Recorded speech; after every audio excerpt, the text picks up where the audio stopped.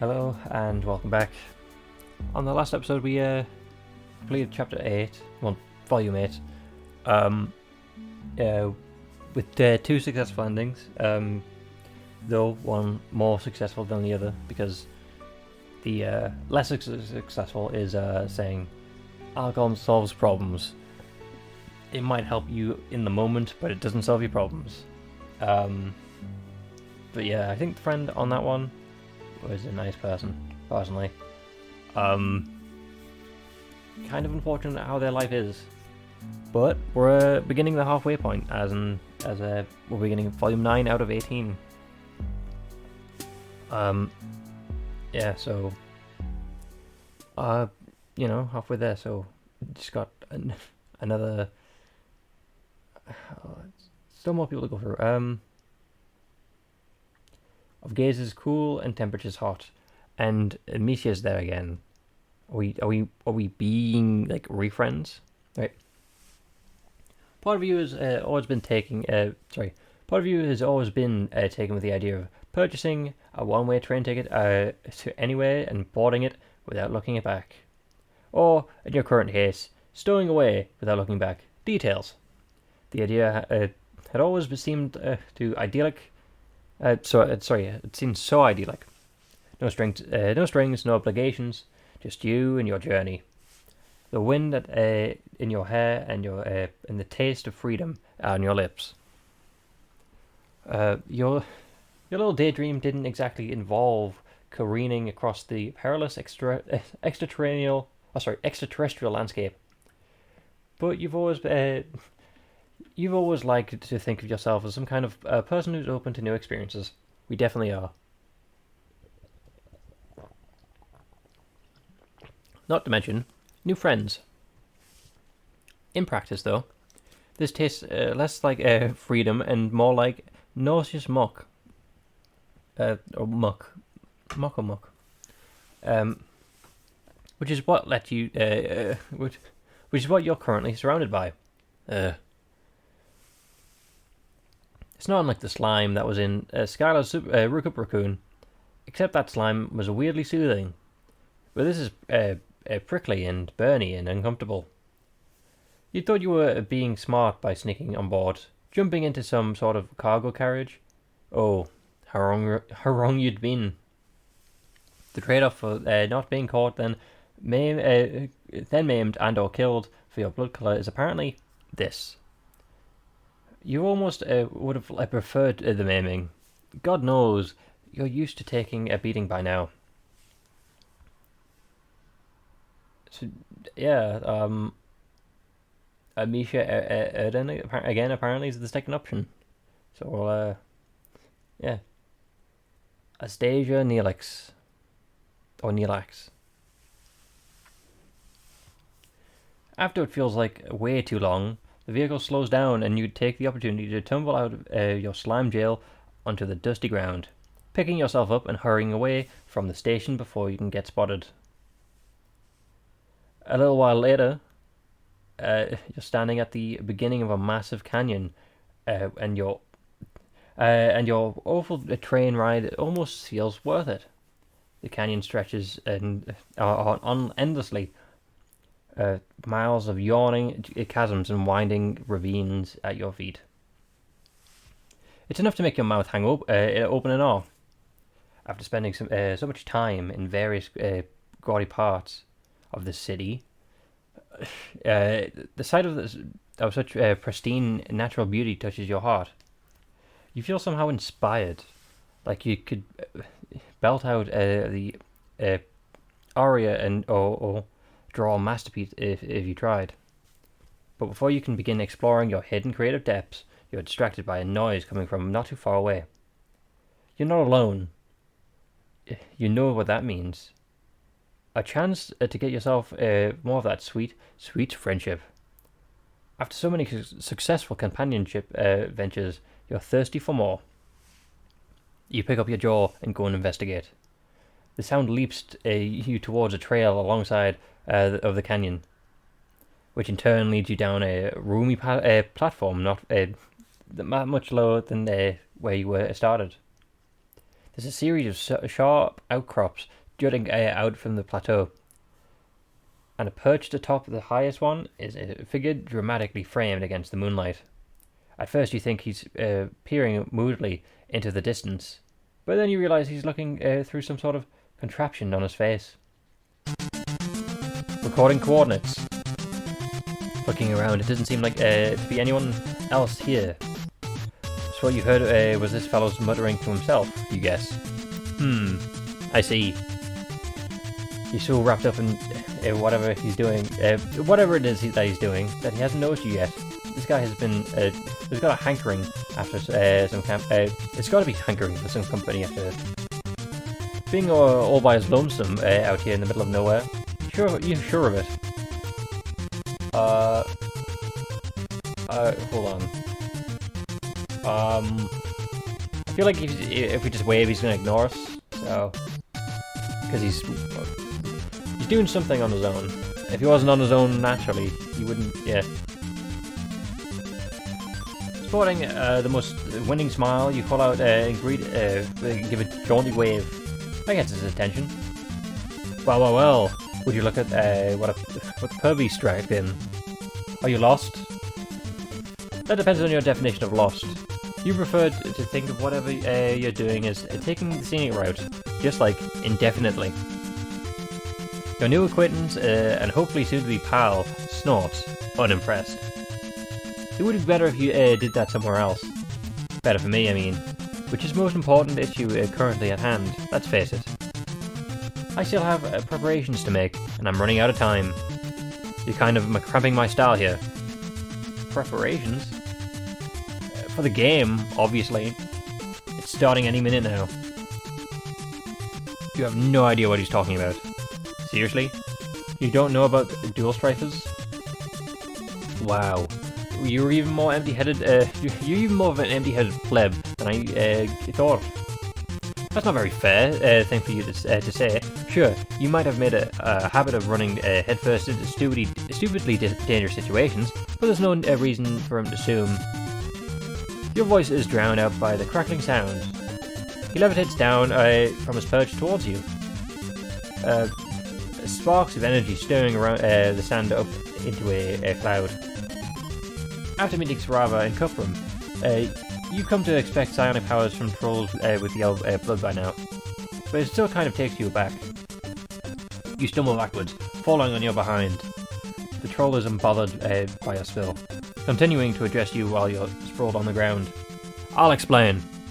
Dual Strivers pits Alternia's best and brightest against each other in a timed event designed to reveal the most skilled among the group. Which would be me, of course, that goes without saying. Tells you a bunch of other stuff about the game mechanics that, to be honest, go straight over your head. He's apparently not in enough of a rush that he can't stop what he's doing to outline his plan to you, so some random passerby, in fairly detailed manner at all.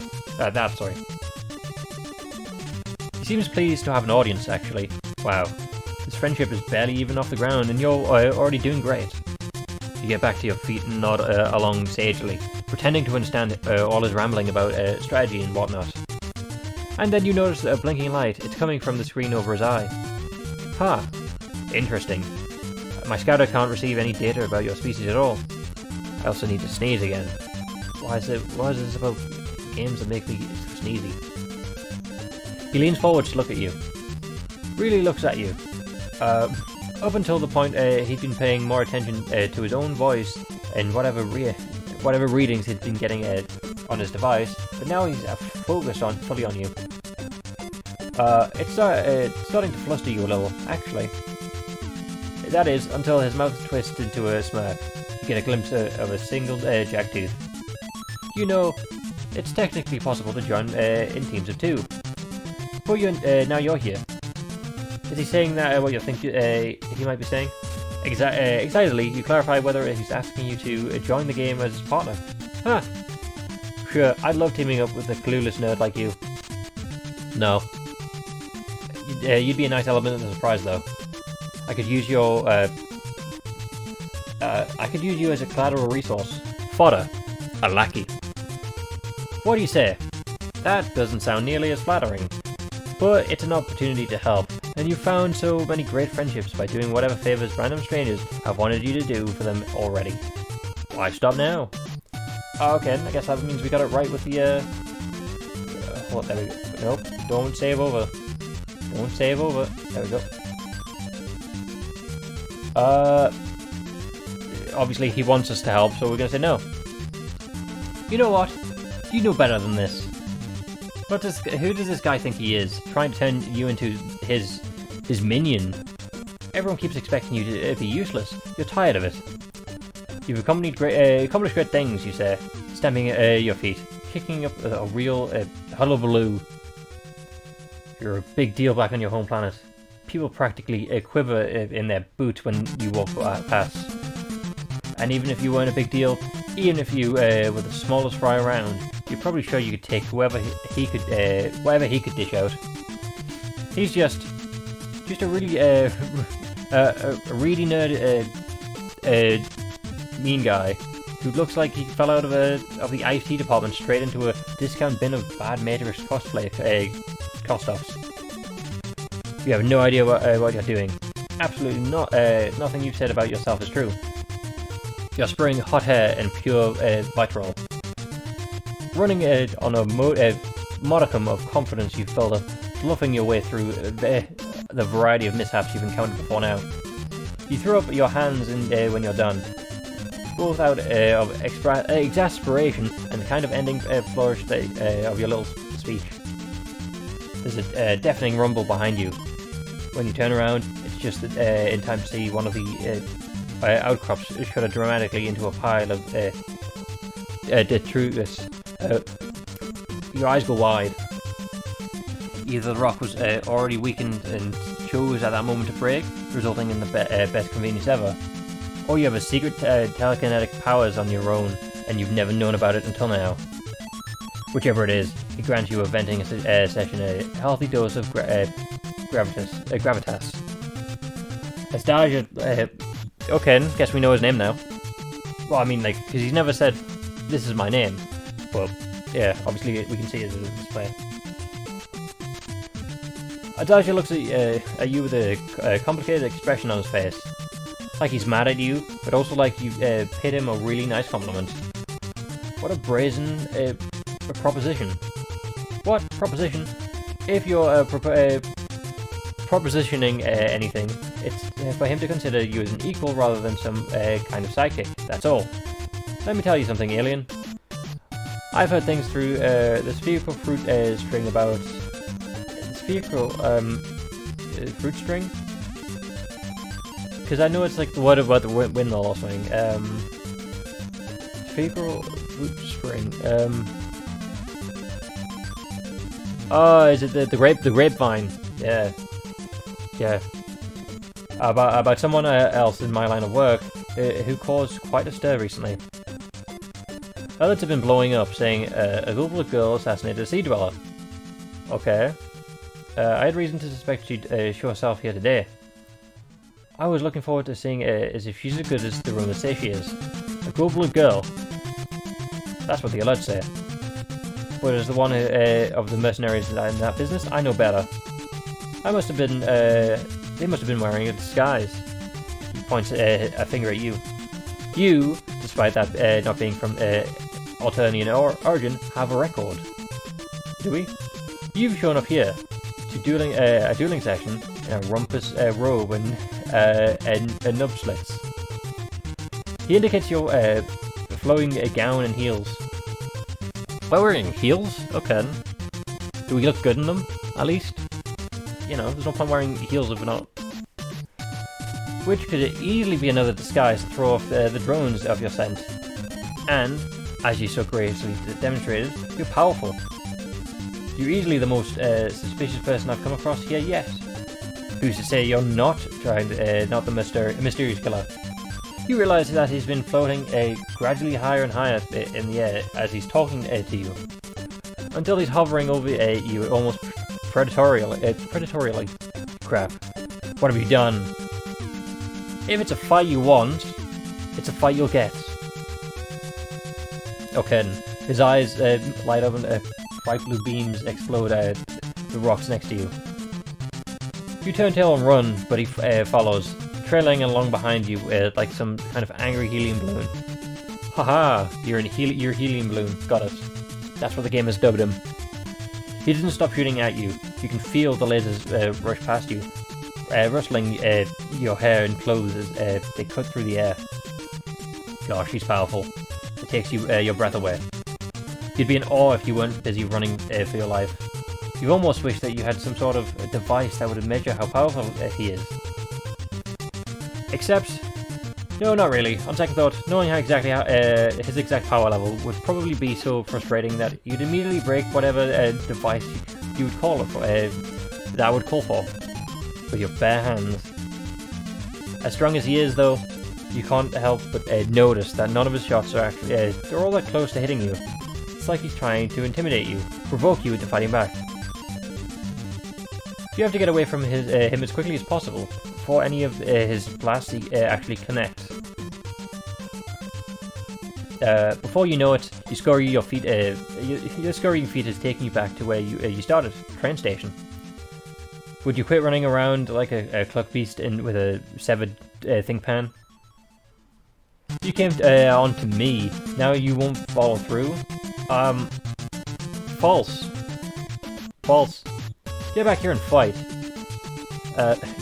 You seem to have managed to both pick a fight and hit on him simultaneously. Maybe he thinks you want that hate man's spades thing with him. God. You just want to be friends. And then you might have lost your temper a little. That's just all a big misunderstanding. He isn't listening to you. Another blast zips past you, dangerously close to your ear this time. You scan the area frantically, of course. There. A structure near the tracks that looked like it might have been some kind of mechanized ticket booth. You dive behind it. I'm growing impatient, alien. Cease this game of hunt and sequester and face me. A beam of hits your makeshift shield, blowing a hole straight through it. You stumble backwards, close to the tracks. Oh, no. Oh crap. This is it. You're going to be murdered in cold blood by a guy who can shoot pure energy out of his eyes. And there's nothing you can do about it. You squeeze your eyes shut, bracing for impact. All of a sudden, there's a distant rustling sound. Oh, sorry. Pardon me. There's a distant rustling sound. While all the running and laser dodging, you'd forgotten about this station was even in for the first place. The train is arriving. Maybe someone on it will be willing to help you? Not like the Alternians seem to have a good track record to helping folks in need out of the goodness of their own hearts. But damn it, it's the only chance you've got. Azdaja is distracted by the train's arrival for only a moment before turning towards you again. But then a figure climbs out of one of the train and carriages. A figure that's large and hulking, and one that you recognize. Azdaja. Okay, can't all see it. What the hell are you doing? Why are you attacking my friend? Friend? You know this globe's the sponge? Okay. Why didn't you tell me? They're an assassin. They're the assassin I've been looking for. What? You idiot! They're no assassin. When I met them, they freaked out over a little blood. They've never even killed before. What? What about their powers? Connell squints at you, like he's thinking very hard about what your more exceptional qualities might be. Well, they're pretty good at falling on their behind and freaking out in the middle of a crisis. Cool, yeah, thanks, Connell. And being squashable or swishable. I mean, the last one people might like. People might enjoy. It's like plushies and teddy bears. People like them because they're soft. Azdaja's expression goes cold. His eyes stop flashing, and he still looks like he could kill you with his glare alone. I see.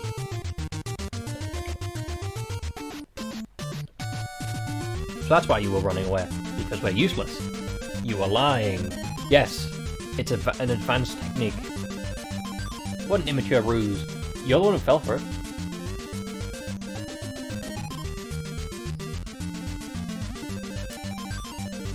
I can't help but feel a little. You can't help but feel a little bad for pulling the wool over his eyes, even though you were fearing for your life just until a few moments ago. As Daisy seems to trust Connell's word implicitly. Now that you've been exposed to nothing but a regular Joe, he seems to have lost all interest in you. Connell, I was beginning to think you'd skipped out on this event. Of course not. I missed the Omniscuttle caravan. And the desert has bad reception, so I couldn't call. You know that. That's right. Well, I'm glad you made it. I've let myself get distracted by this peon for long enough. Let's go strife some losers, own their nooks in battle, and profit. Hell yes. I'd love to stay and chat, kid, but there's a bunch of calls that need in that canyon. With my name on them. Later. With a wistfully, you watch as wistfully as they set off back towards the canyon. If only you hadn't lost your temper and lied about how you're behind, like an idiot. You must have been walking along with them. You might have been walking along with them, sorry. Instead, you're here alone on the ground. New friendships have been have slipped through your fingertips, your fingers like the sand in the desert. Left alone. I mean, at least we're not dead. Why are we sitting on the tracks? Okay, load. Let's go back to number 6. Let's go for that one and we get this lie. No, sorry. Climb up and surprise him. Eagerly, you climb up to the side of the rock. Wow. This drop is pretty immense, but it's nothing you can't handle without plenty of determination and frantic scrambling. You finally make it to the top, and you're about to hold yourself up so you can stand, fully ready to introduce yourself and let the guy have it with the geniality. Really show him how amicable you can be. Before you do that, though, he walls around trench coat and long hair whipping in a wide arc. All your clumsy scrabbling at the rock face must have clued him into your presence. Did you really think you could sneak up on me? His eyes flash. Literally. They flicker from blue to turquoise and back again, in quick succession. You don't notice the pure white energy crackling in his fingertips until you're already in the air. When Cookram lifted you, it was like getting yanked by the scruff of your shirt. This is like smoother somehow. Like you just stepped into a strong breeze. Doesn't really change the outcome though. You eye the ground below you nervously. Think again. Wait, you weren't trying engaging in any sneaking around, honest. You were. But you didn't mean anything malicious by it. You were just after some quality hangouts. Fortunately for you, he doesn't seem very moved by the heartfelt entreaty. A likely story. You were looking to gank my data that and get a front up on the game. Don't try and deny it. You don't even know anything about any game. But before you can explain any further, you're unceremoniously released. There we go. You run through quite the spectrum of emotions as you plunge downwards. But the strongest by far is regret. Regret that you'll emerge from this altercation sans the use of your limbs if you're lucky. It also sans the potential of new friends. Bye. Okay, then. So, see that one. See, I like how the first mistakes are always short enough to kind of just you know, 2 seconds really. Yeah, we'll be lucky. The title might not be much, but it doesn't mean you can't excel at it. You tell him that you accept his offer. Ha ha ha! Excellent. By the way, I'm Azdaja Knelax. See, we finally got a name. But you must have known that already. You're not sure why you would. Maybe he's some kind of big deal? Or some kind of big shot? Come to think of it, the name does ring a bell. You've heard it before. when you were in the middle of the infiltrating the bandit hideout with the mercenary, Connell. Ah, you met my maestro. You must have gotten on her good side, or you wouldn't have been standing here talking to me. Because you'd be minced into the ground finer than grub paste. He's grinning like he's really proud and fond of about Connell. Being sort of a girl who'd make mincemeat out of someone as soon as speak to them. If he wasn't talking about her literally murdering you, he might find this reaction endearing. Hang on. If he's already has a partner, why isn't she here? As is your expression sours abruptly. My partner isn't here because she didn't make our agreed upon a rendezvous time. He says the word partner in some overdone, exasperating huff, as if he thinks about he might be listening from behind a boulder somewhere, and he can somehow shame her into appearing. But you remember that Polypo said about mercenary duos often being quadrant in pairs, i.e. romantically involved. Did his girlfriend stand him up? Yikes. Maybe it's better that you haven't you've been promoted to partner status if it meant getting involved in another couple's spat. You've had quite enough of that already. You hope they're on fighting. Azdaja Knelax you. That's the exact nature of a quadrant is none of your business, frankly. Now, come on.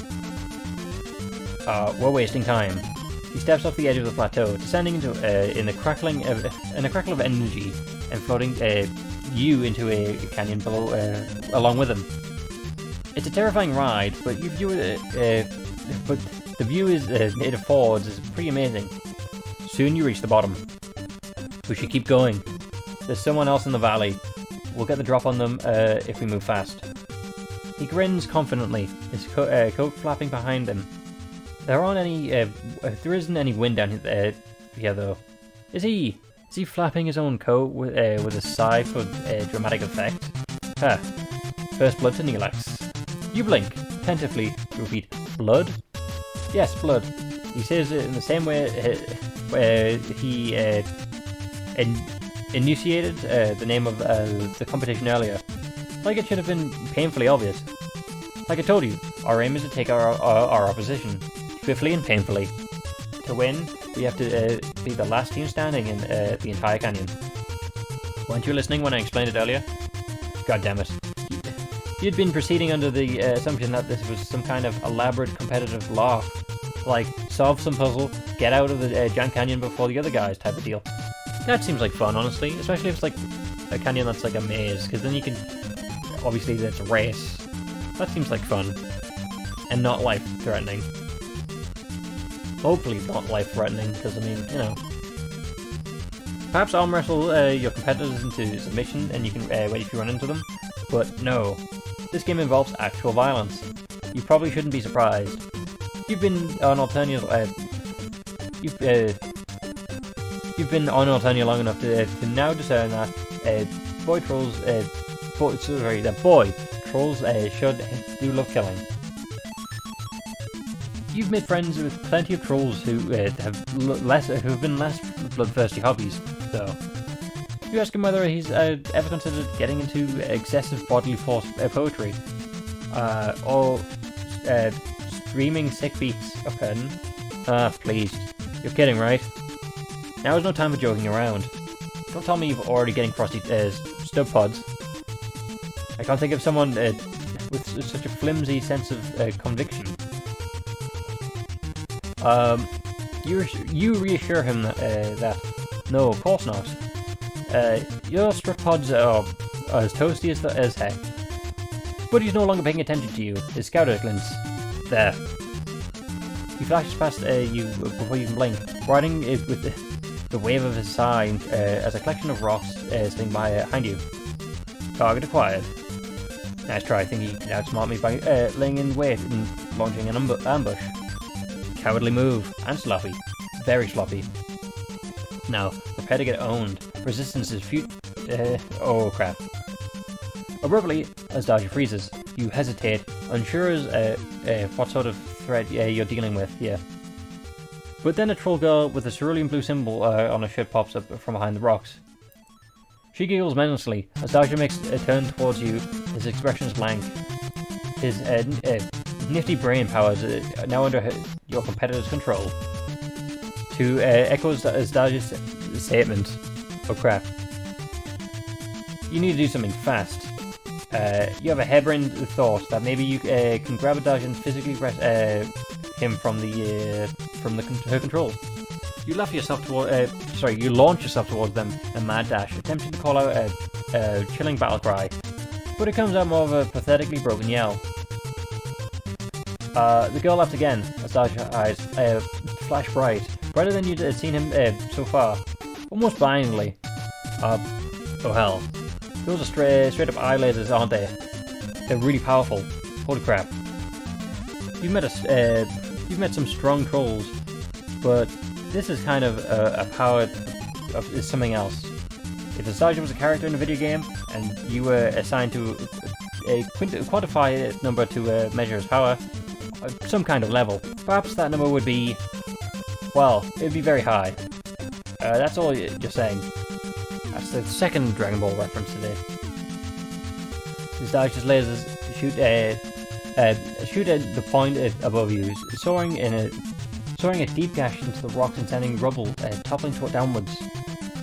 Reach out, grabbing at Azdaja's coat. You have got to get out of here. The girl doesn't stop you, merely leaping out of the way of certain doom that's hurling rapidly toward you. You think that you see something at the corner of your eye. Some last-ditch hope is not getting squashed as flat as a grub cake. You race towards it. Your first thought is that when you next open your eyes is that death has finally come to tenderly cradle you into its sweet, loving embrace. But you quickly realize that you're in a cave, not the afterlife, and that the reason you can even see anything right now is because the area around you is brightened by the light coming from Azdaja's scouter. Through sheer dumb luck, you must have run towards the single safe spot in the entire ravine. This hole in the ground is this hole in the ground. It's as if the hole was here, was sitting here, carved out by rock, waiting for your escape route. You might even say this hole was made for you. Crap. You winds covering your ears. Could you keep it down, maybe? Your nerves are a little shot from almost dying from the umpteenth time this week. No, I won't keep it down. Curses, I can't believe this. Why does that blue blood who does that blue blood think she is? Does she realize who she just messed with? Wow, he looks really mad. Instinctively, you reach around out to execute one of those slow face pats the troll seems to find so soothing. But he slaps your hand away. What do you think you're doing? I already told you, I have a morale. You stammer out an apology. It seems like the right thing to do, plus you thought Conyol was his mistress. He seems to realise what he just said. A hint of yellow touches his cheeks, just barely visible in the light.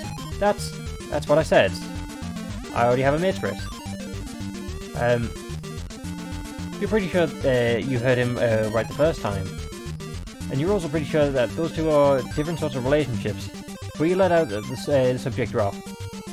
No need to rile up your new friend any more than he already is. Yoshi's path might have been rejected, but the attempt seems to snap him out of whatever annoyed funk he's gotten himself into. Let's get out of here. He follows the path of the cave. Can't you just blast through the outboth? Don't be stupid. If I did that, it would cause the cave a cave-in. Are you eager to get crushed? Good point.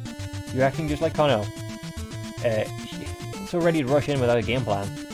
If he means that as an insult, its effect is kind of lost. He sounds more wistful than irritated. You walk in silence for a while, and as you make your way further into the cave, you realise that the walls aren't blank like you previously thought, but covered in complicated cave carvings. Cave troll art, you wonder. Okay. I know what you're thinking. That life as a prince among trolls is must be an inevitable one. You snap your attention. Sorry, you snap to attention. Yes, of course. You were definitely thinking about him and his life story just then. I don't expect someone like you to understand. You're obviously a completely average person who will live out their life in a perfect mediocrity, but not me. You don't know what it's like to be born so gifted. Completely average. That's you, alright. You try your best to be sympathetic. Having rad powers must make things really hard. What? No way. It's awesome. But, as you've clearly seen, it attracts unwanted attention from pathetic individuals who aren't nearly as talented themselves, who are desperate to have some unbeatable scions in their corner. To be honest, the Empire is no different. It's like it's not like the rebels are much better. Colonel and I don't really care one way or the other. We're just here to We're just here to off chumps and get money. We look out for ourselves first and foremost. But eventually we'll be sent off planet to do the bidding of the Empress, just like everyone else. Okay. Okay, you can see why having no say in the matter kind of sucks. But isn't there an opportunity to do cool stuff in space too? Azdaja face draws up a wry expression. Yeah, with someone else calling all the shots. You keep walking. After what feels like hours, his scout flashes again. We're here. He lets the wall have it with his eye lasers. With a resounding roar, it crumbles away. Aside from the spot he destroyed, the rest of the cave is intact. Moonlight spills into the space through the impromptu exit. It's over. We stuck down there for so long, the game has ended. Meaning, your heart sinks. This was a disaster. He's definitely not going to want to be your friend after losing the competition he's so invested in. We're the last team standing, which makes us the winners. Ha! Okay, I knew it. The blue loser might have had a stroke of good luck, but she was no match for someone of my station. My victory was a foregone conclusion from the start. Bringing you along was an excellent idea. Your recklessness really came in handy back there. He's thanking you, you realise? Or something close to that. Modestly, you assure him that it was no problem. A prince knows when to give credit and where credit is due. Celebrating is in order, I think. Once we collect our prize. Wait, there's a prize? Oh, of course. Dust Rifles offers an impressive cash reward for whoever wins. You'll get your cut as well, of course. Whoa, money. This is the first time you've laid your hands on the stuff since you crash landed. Maybe you'll be able to finally purchase some warm meal. Or clothing that isn't from somebody else's closet. More importantly than money, though, is that you've proven you aren't a complete mess up. You've earned Azdaja's trust and also his friendship. Hooray for money, I guess. And I like how, yeah, their equivalent of the money sign is in victory. With that, I think we'll call it then. Well, of course we're going to call it there. We've completed a volume. Thank you for sticking by with me on that one. And I hope to see you later. Goodbye.